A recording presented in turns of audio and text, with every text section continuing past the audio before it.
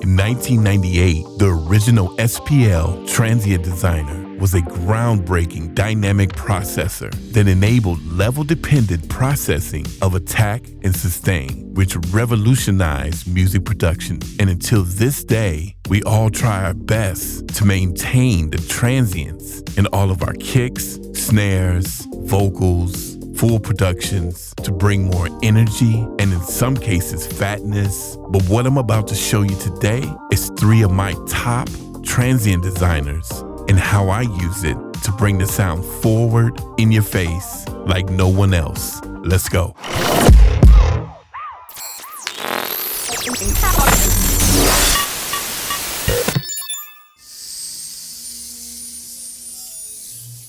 Let me start off by showing you how I used to use the Transient Designer, and this is probably the way you use it currently. Now, the plugin version that I use is Native Instruments Transient Master, and I'll show you on this 808 kick with and without.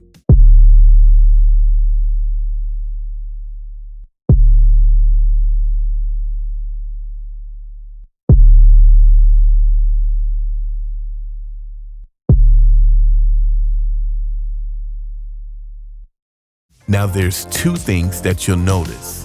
1, the punch is a little bit more there with the Transient Master, but what tricks your ear is the actual loudness. The volume difference, even though they're both hitting at -6 dB, it still seems like the original audio is more punchy, and it's because of the RMS level of the original audio is louder. And so no matter how punchy you try to get the Transient Master to be, the more you push it as far as the attack or the sustain, it will still sound lower or not as punchy as the original. And that's just because you're pushing out the original transient at the beginning of the audio.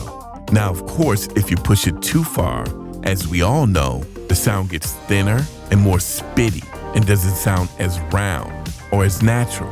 But I'm gonna show you a way around all of it. So let's start with number 3 on this 808 kick.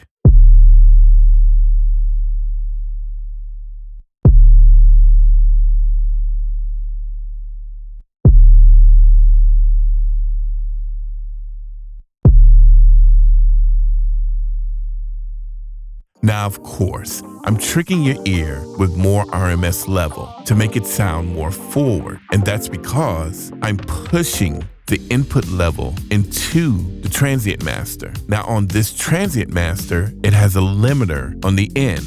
As you can see, limit. I'm not moving the gain knob because this limiter, it only reacts if you go over 0. And that's a whole nother story. But to manipulate that with the sound of the Transient Designer, you need a clean output. And of course, I lean on Blue Cat's patchwork. So I'm able to push a nice round sound or punchy sound into the limiter, and the limiter rounds it out, and then I can bring back the level of the output. So now I'm getting both, and it's causing it to have more punch, to be up front, and to have that impact that you look for in a Transient Designer. But let's not stop there. Let's go to my go-to number 2 when it comes to 808s.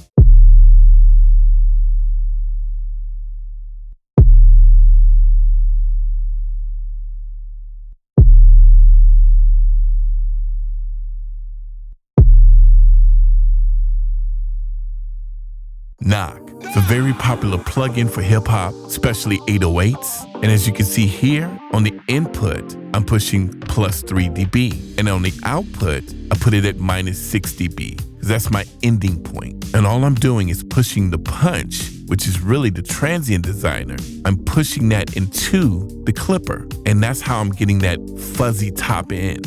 And I really like that. Let's hear it again.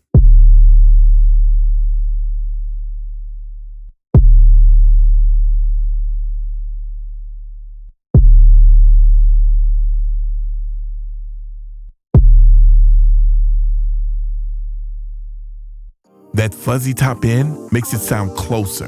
Now let's put it up against the Transient Master to see the differences.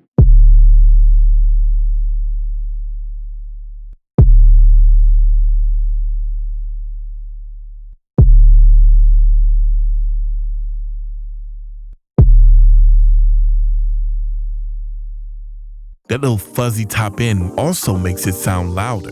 Pretty cool effect, right? So now, let's hear my number one for 808s.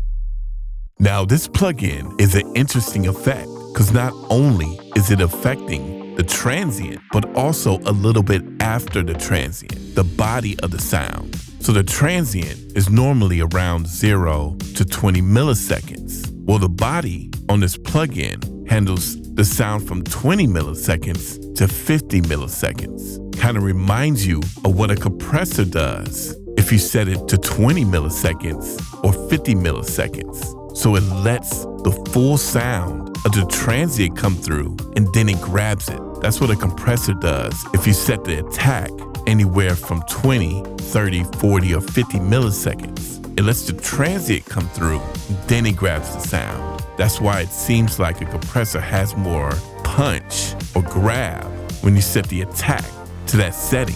So it's very interesting that this plugin actually grabs the body of the sound. And on the 808, it sounds terrific. So now, let's hear all three, without them and then with them, so you can hear the difference between all of these.